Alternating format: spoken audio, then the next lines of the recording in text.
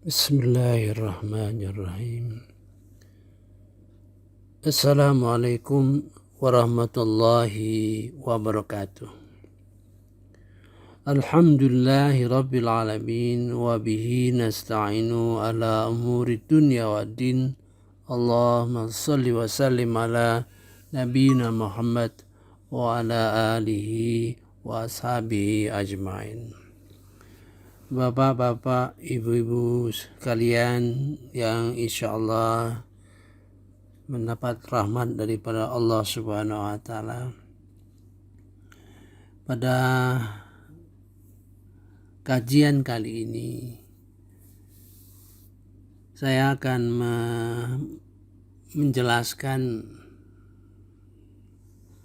masalah infak, ya, dari strukturnya sampai dengan perjalanan infak dan apa-apa yang termasuk unsur-unsur infak. Karena kelihatan sekali pada saat-saat sekarang ini semua orang yang berkewajiban, yang mampu memberikan infak dalam berbagai macam kepentingan, ya. Untuk itu perlu kita jelaskan secara strukturnya sehingga tidak menyalahi. Misalnya infak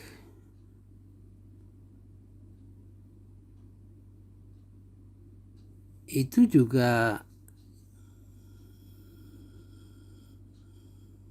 untuk kepentingan nafkah, ya.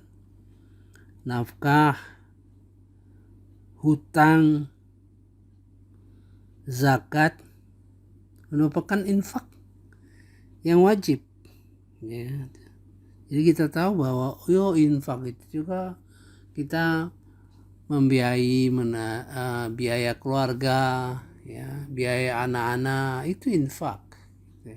Sebab itu dengan mengetahui struktur infak itu kita akan tahu bahwa infak itu bermacam-macam bentuk. Ada yang bersifat wajib dan ada yang bersifat sunnah. Jadi struktur yang paling tinggi adalah infak. Mengapa itu struktur yang paling tinggi? Sebab infak itu merupakan pilar di dalam ketakwaan. Dengan infak itu kita bisa mengetahui sampai di mana tingkat takwa kita. Oleh sebab itu infak itu merupakan istilah yang umum yang meliputi sedekah, yang meliputi zakat, yang meliputi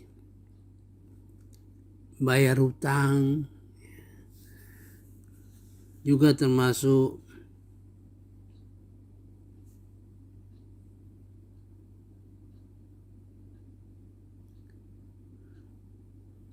akikah, hibah, wakaf, ya.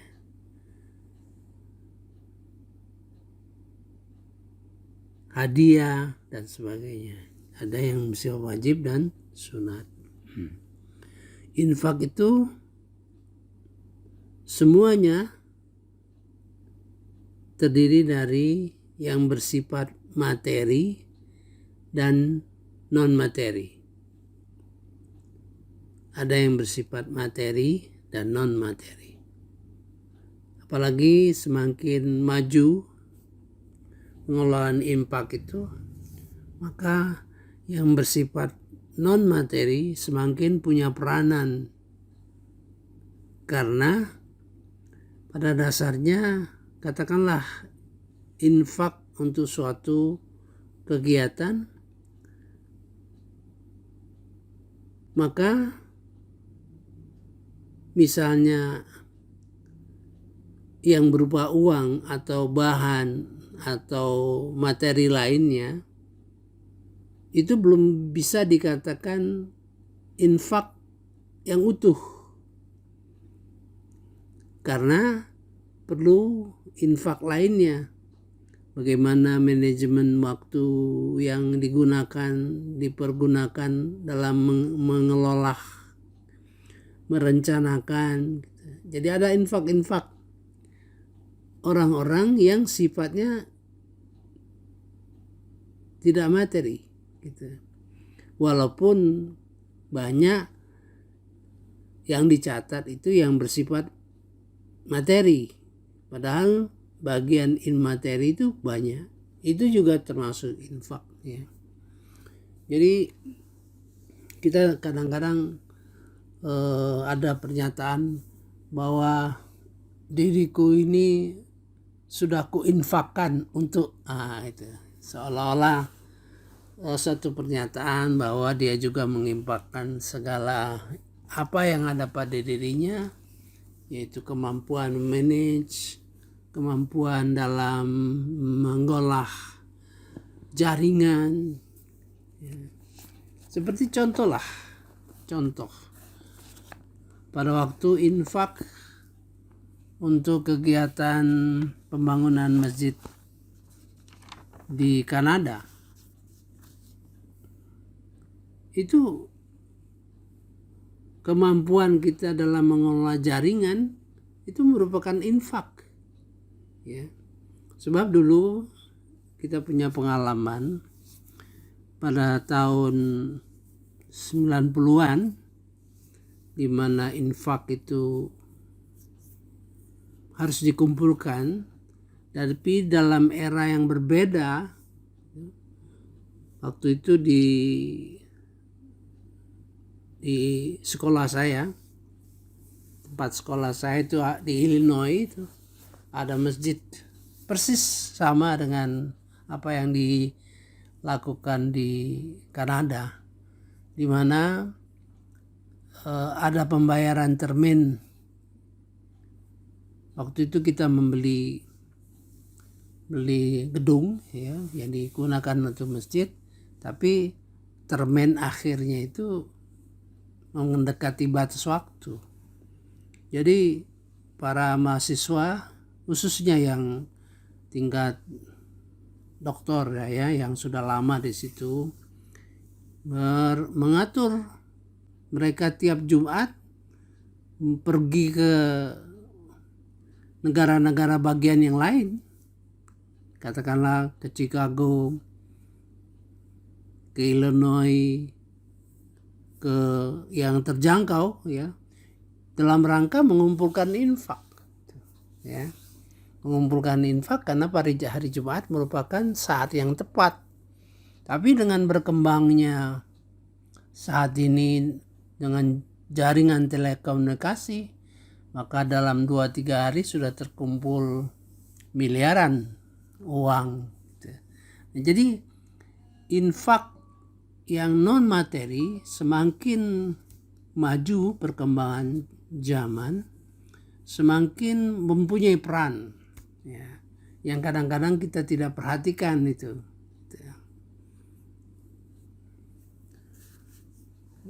Jadi kira-kira begitulah strukturnya ya. Ada yang sunat, ada yang wajib gitu. Kalau zakat adalah infak yang bersifat wajib menurut waktu dan ukuran gitu.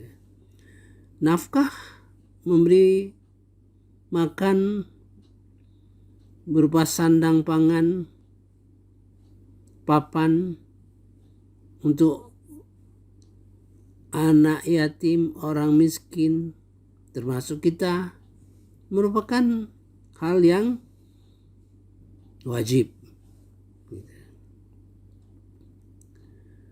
Hutang, bayar kifarat, nazar, dam, itu merupakan kewajiban dan itu merupakan unsur infak gitu.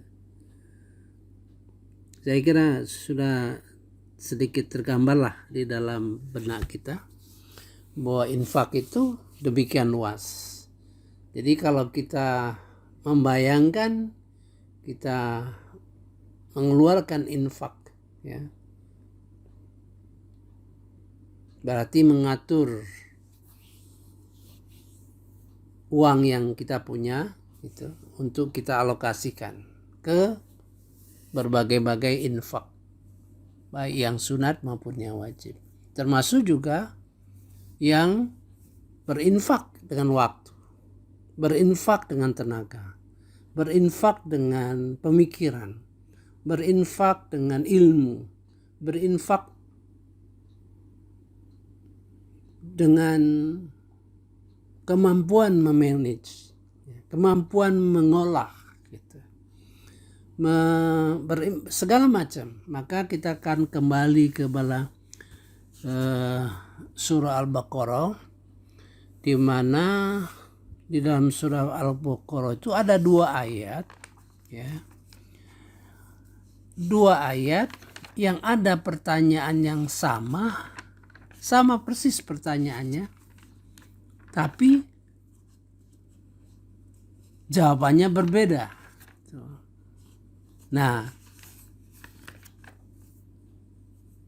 sebelum perkembangan zaman yang makin bergerak maju, dalam arti begini, orang dulu kalau berinfak seperti yang diceritakan mengenai sahabat Sayyidina Abu Bakar, dia pikul sendiri gandum itu kan, diantar sendiri gitu. Jadi pemikiran mengenai infak, adanya infak yang bukan materi, yang ayatnya ada sebetulnya, tidak menjadi perhatian, tidak menjadi kajian. Nah, sekarang sudah saatnya kita lebih banyak mengkaji yang memerlukan keseimbangan antara infak yang material dan non material, yang bukan materi, gitu. Yaitu dalam surah Al-Baqarah ayat 215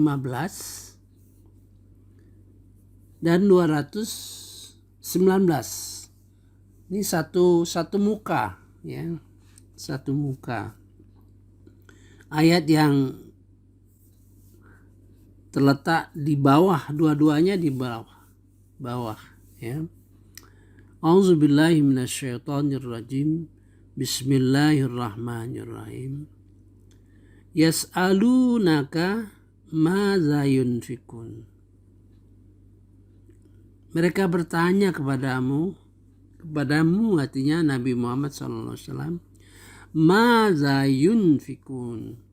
Apa itu infak, gitu.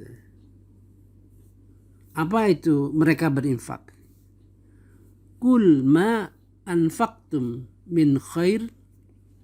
Katakan, apa yang kalian infakkan dari kebaikan, dari harta dan sebagainya, falil walidain, untuk orang tua, wal aqrabin, kerabat, wal yatama, anak yatim, wal masakin, wabni sabi, dan seterusnya. Di dalam surah At-Taubah ayat 60 itu merupakan rincian, gitu. Nah, bagi kita terkesan di sini bahwa ada suatu definisi di mana infak itu jelas rinciannya, gitu.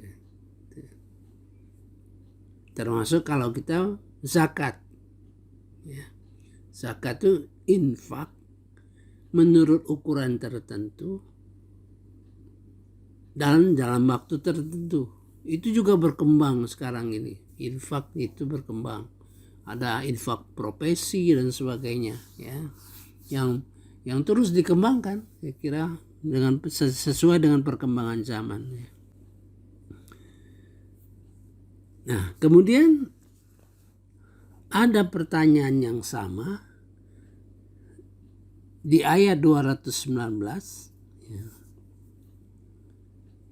Ayatnya di baris kedua akhir, ya. Wa yas'alunaka madza yunfikun, sama persis pertanyaannya. Tapi di sini dikatakan kul al-afwa, katakanlah segala kelebihan, ya, yang diperlukan. Dan kalau dalam Quran tidak menjelaskan kelebihan apa, ya, artinya segala kelebihan waktu, tenaga, pikiran, ide, ya, ilmu, kemampuan manajemen, kemampuan networking, ya, kemampuan informasi, kemampuan bernegosiasi, ya, yang kita berikan di dalam mensukseskan kegiatan infak yang berupa, katakanlah, proyek misalnya, membangun masjid, ya, menyantuni anak yatim. Kalau anak yatim itu kan ukurannya akan ditanya sejauh mana kita memuliakan anak yatim. Itu ukuran anak yatim. Kalau masjid, ya bagaimana masjid itu bisa berfungsi, ya. Kalau anak yatim, memuliakan anak yatim, ya. Saya sudah mencoba memberikan ukuran memuliakan anak yatim itu, kira-kira kita mencontoh orang tua kita dulu kalau dia mengambil anak yatim, ya, dari biasanya dari keluarga, ya, ponakan dan sebagainya, dia letakkan dia di rumah kita, katakanlah, dia sekolahkan, dia awasi dan sebagainya. Jadi menurut definisi yang mudah kita pahami, bagaimana kita mengurusi anak yatim seperti anak kita sendiri. Dulu kan tidak ada organisasi yang mengolah anak yatim. Kalau sekarang kan sudah lebih maju. Jadi target itu artinya anak yatim itu diurus oleh, katakan, suatu lembaga di mana dukungan dari masyarakat yang berada di sekitar itu untuk membiayai semua itu. Itu kira-kira sesuatu yang berkembang saat ini, ya. Kemudian bagaimana memberikan pelajaran, bagaimana mengatur kehidupannya, ya, bagaimana kesempatan masa depannya, gitu. Itu kira-kira kita sudah punya konsep. Jadi begitu luas yang perlu kita pahami. Sekarang bagaimana jalannya kita berinfak itu, ya. Pada tahap awal di mana kita berinfak itu, katakanlah atas undangan gitu, atas permintaan adanya satu pengumuman bahwa, ya, diperlukan dana untuk pembangunan masjid, pembangunan bagian-bagian masjid, untuk memberikan santunan kepada anak yatim, atau memberikan santunan kepada saudara-saudara kita yang miskin, ya, atau keperluan untuk membiayai modal kerja yang kecil-kecil.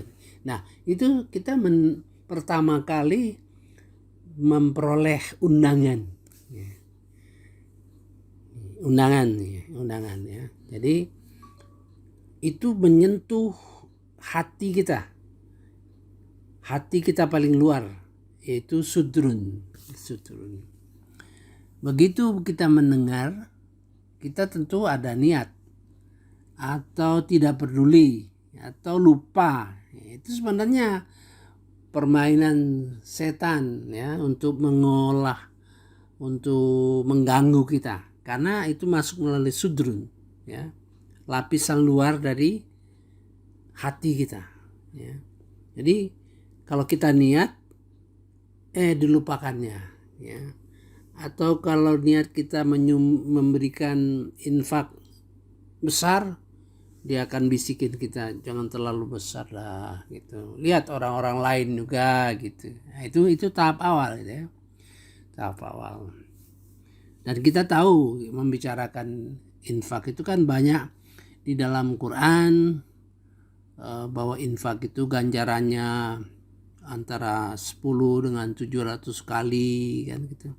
Berinfak itu bisa rahasia atau terbuka gitu. Jadi lihat kebutuhannya, terbuka atau tertutup itu tergantung keadaannya ya. Kalau orang miskin sebaiknya tertutup ya, sebaiknya tertutup. Tapi bisa juga terbuka karena kepentingan organisasi ya, supaya tidak menimbulkan fitnah dan sebagainya. Itu satu ya, pertama kali kita ya bisa kita melakukan infak atas undangan. Lebih lanjut lagi, tahap kedua, infak yang kedua. Infak kedua ini karena terjadi perubahan dalam jiwa kita, di mana jiwa kita termasuk sedikit-sedikit menjadi orang yang muhsinin ya, muhsinin. Muhsinin itu ada dua pengertiannya. Satu, bahwa dalam hal ibadah, kita sholat, kita zakat, kita segala macam ibadah, kita merasa diawasi oleh Allah Subhanahu wa Ta'ala. Dan kalau kita di dalam sholat, ada perasaan kita bahwa Allah mengawasi kita ya. Kita melihat Allah, katakan ya. Paling tidak Allah melihat kita. Itu dalam soal ibadah. Dalam soal kepribadian yang berkembang di dalam orang yang muhsin itu, yaitu kepribadian yang peka terhadap sesuatu yang meresahkan dia misalnya ya, sesuatu yang meresahkan dia. Itulah awal daripada muhsinin itu. Orang muhsinin itu rasanya kalau melihat yang tidak mampu dia ingin bantu ya. Itu akhirnya dia agak rutin memberikan sesuatu itu. Nah, rutinitas itu yang membuat semakin, berarti dia sudah mengalokasikan dana di mana infak itu terus dilakukannya gitu. Ya itu. Ini tahap 2 ya. Tahap 2 di dalam hati kita tuh sudah tumbuh muhsinin. Sebab muhsinin itu merupakan syarat bagi orang yang menjalankan kebaikan-kebaikan ya. Bagi orang yang memasuki era amal ma'ruf nahi munkar, itu syarat. Jadi kalau belum bergerak jiwa muhsinin itu jangan harap. Paling-paling kita kalau berinfak tentu berdasarkan undangan, berdasarkan kebutuhan gitu. Kalau orang muhsin itu sudah menentukan sendiri ya, sudah menentukan bagian-bagian yang dilakukan. Kemudian kalau mencapai tahap yang lebih tinggi ya, artinya orang muhsin itu dia bisa lakukan sendiri ya, tidak perlu rame-rame ya, dianggapnya yang dikerjakan, dan mulai cenderung merahasiakan ya, mulai cenderung merahasiakan muhsin itu. Tahap ketiga, orang yang sudah menetapkan di dalam dirinya, dalam kegiatan infak tersebut adalah memperhatikan apa yang diinginkan oleh Allah Subhanahu wa taala di dalam Al-Baqarah 265, yaitu sudah sangat ingin, sangat menjaga ya dalam ibadah itu, yaitu keinginan untuk mencari ridho Allah Subhanahu wa taala. Kedua, memperteguh jiwa. Ya, dia harus menunjukkan jiwa sebagai orang Islam itu. Ya. Mencari ridho. Jadi segala hal yang membuat Allah tidak ridho, dia hindari. Misalnya. Kita kan dalam praktek sehari-hari, kalau misalnya kita infak ya, kita kadang-kadang berinfak itu tidak didasari niat dari hati kita sesungguhnya kan. Kita sering kita melihat bagaimana orang memberi dan sebagainya kan, terus kita sering bertanya mengapa gitu. Itu yang membuat keriduan itu menjadi luntur ya. Jadi itu yang orang ketiga tuh, tahap ketiga itu ya. Apa yang dilakukannya, dia mengharapkan keriduan dan dia menunjukkan ya jati dirinya untuk memperteguh jiwa mereka dan menunjukkan bahwa dia orang Islam. Dan ini sudah melampaui kan, mulai melampaui kategori muhsinin yang mantap gitu lah. Nanti kita mungkin sampai keempat ya.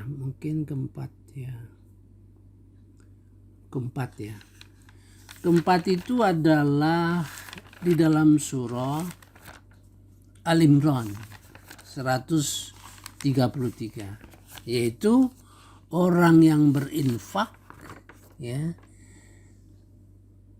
dalam keadaan lapang maupun sempit. Itu tidak mudah itu ya. Berarti orang tersebut sudah mempunyai ikatan emosional yang terbentuk di dalam dirinya itu. Karena Rasulullah memberi pelajaran kepada kita. Kadang-kadang kata Rasulullah menganjurkan kita memberikan infak itu ya, santunan itu kepada anak yatim misalnya, kepada orang miskin. Itu kalau bisa langsung kita datangi ke rumahnya. Kita tidak terbayang ya, kalau orang yang nggak berada itu rumahnya mungkin ya sebesar dapur kita barangkali ya. Di situ masak, di situ tempat tidur dan sebagainya ya.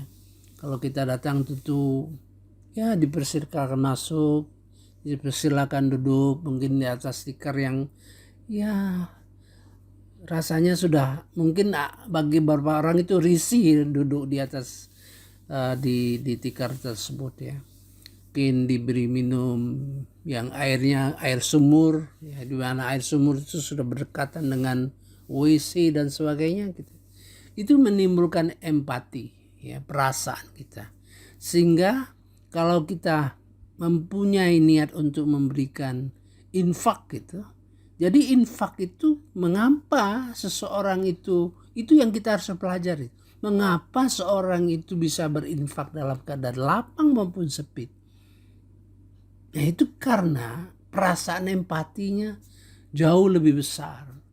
Jadi katakanlah dia dalam keadaan susah ya, tidak lapang, dia masih berpikir kesempitan saya ini masih lebih baik daripada kesempitan yang dialami oleh saudara saya yang miskin itu. Itu yang membuat dia, kalau saudara kita miskin itu bisa makan siang hari, belum tentu dapat makan sore hari.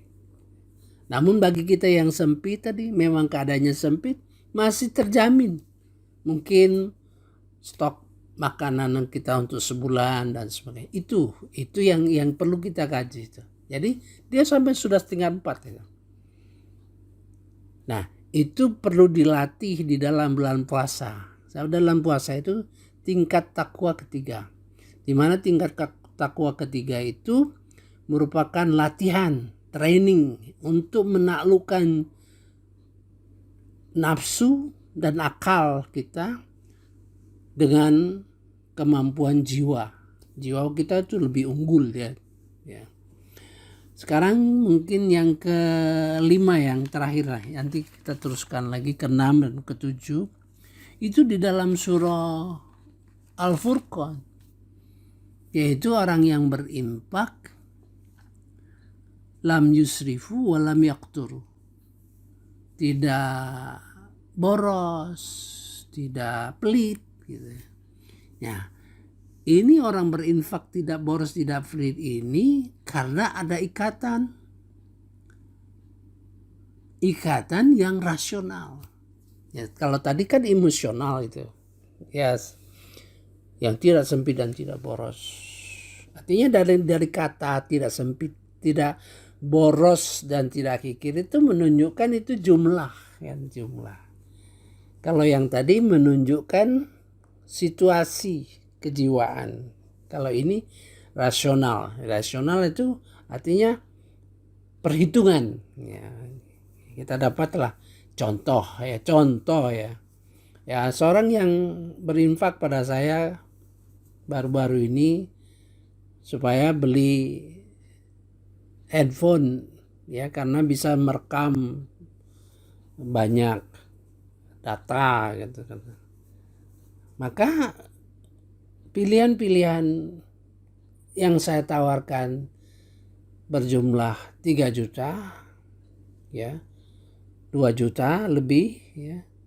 Terus dia bilang bahwa supaya dipilih yang bagus ya, seharga yang lebih bagus dan lebih bisa banyak menyimpan data gitu kan.